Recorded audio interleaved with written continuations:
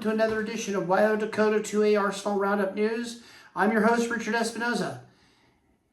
We are your primary source for Second Amendment news, whether it be good, bad, or ugly, whether if it benefits your Second Amendment rights, or if it will affect your Second Amendment rights, whether it be here in the great state of South Dakota, or in the great state of Wyoming, or any part of the United States, whether if you live in a blue state or red state. We inform you important Second Amendment legislations that you need to know about to stay informed and to contact your elected officials who either violated your Second Amendment rights or who are trying to protect your Second Amendment rights.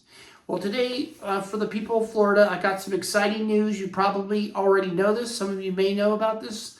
Some of you may not.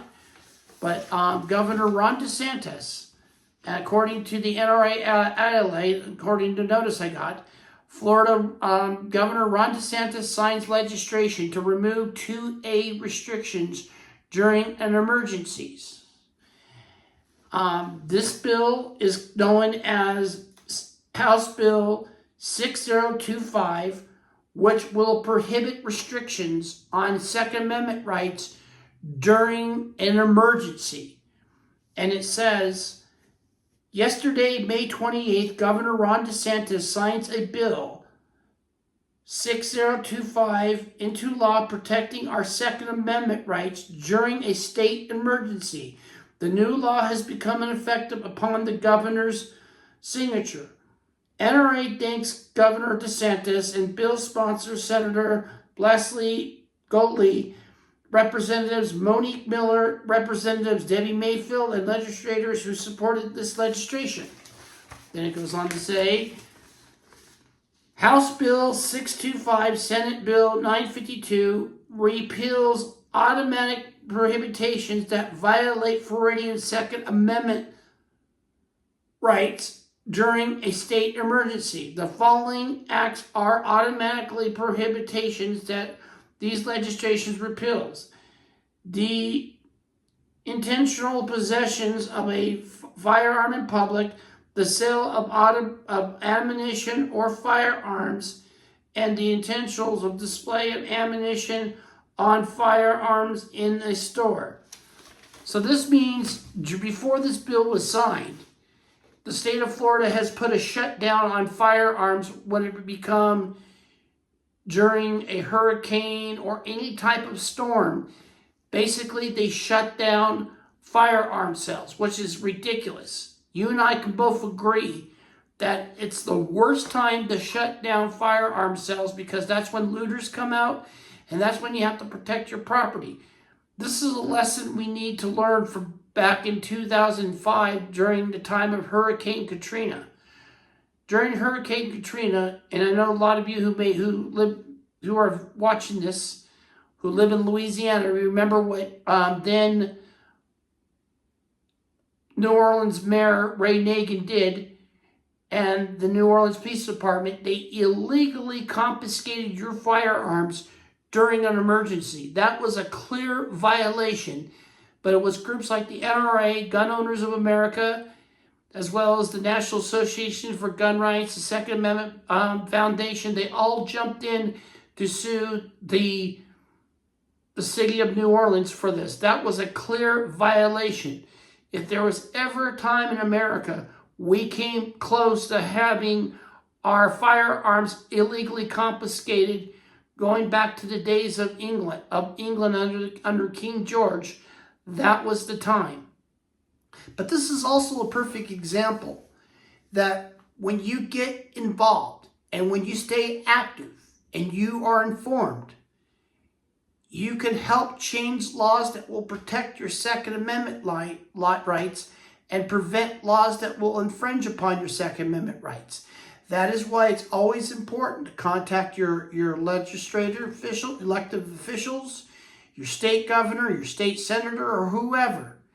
This is proof that you can make a difference. The people of Florida has made phone call after phone call, telling their elected officials that this needs to stop. We need our Second Amendment rights protected.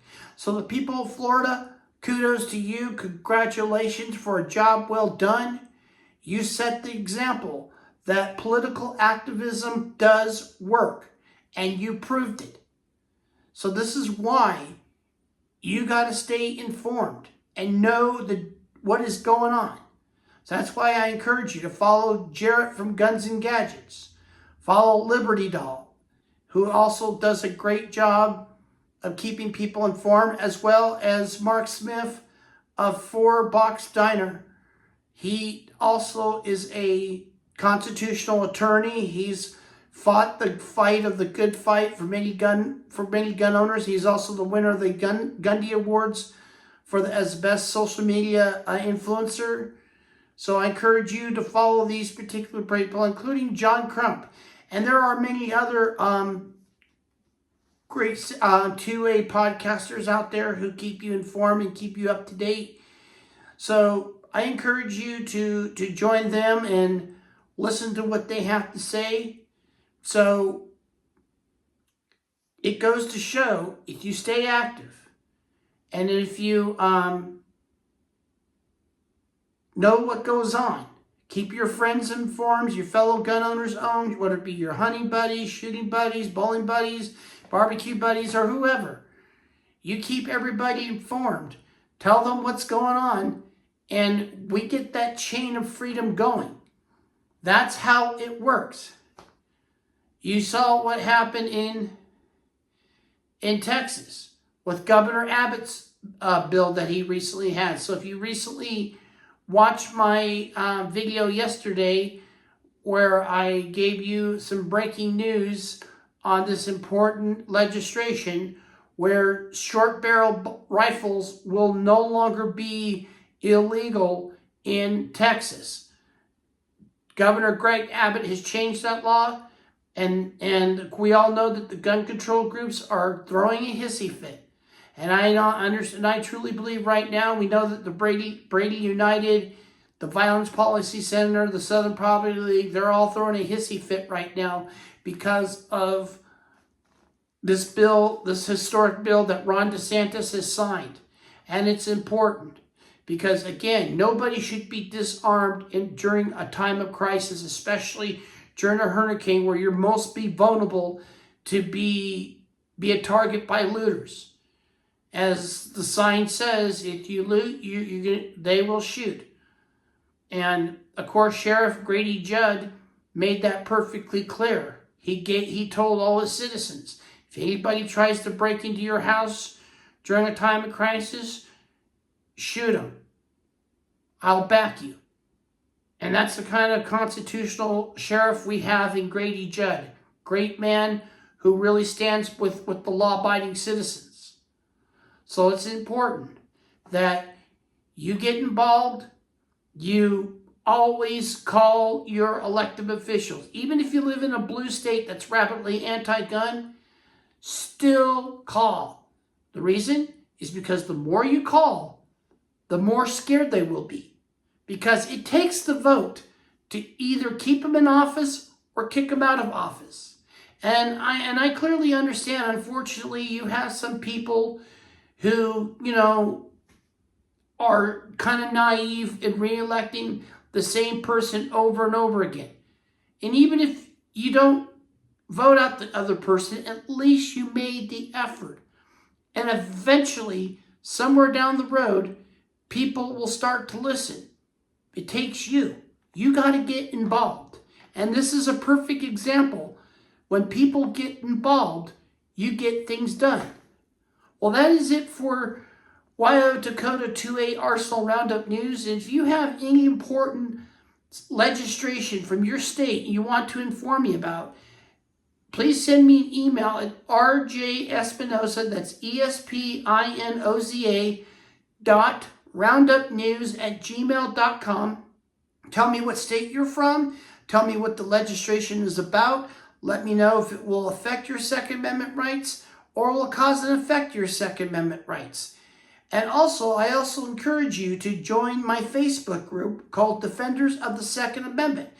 This is a picture of it on my screen right here, so you know what to look for when you go on Facebook. Please send a request to join and make sure you tell them that Richard Espinoza sent you. You'll be led in either by my administrators of Stuart Stevens, who is the founder of the main founder of the group, and other administrators who know who I am. Just mention my name and hopefully we'll get you in. Well, that is it for today, my fellow Americans. And remember, stay armed, stay vigilant. Remember, the Second Amendment is just not about guns. It's all about freedom. You have the freedom to protect your home and your loved ones. Take advantage of it and use it wisely. But most importantly, stand your ground, keep your guard up, and know what goes on. That's the only way you'll protect your Second Amendment rights.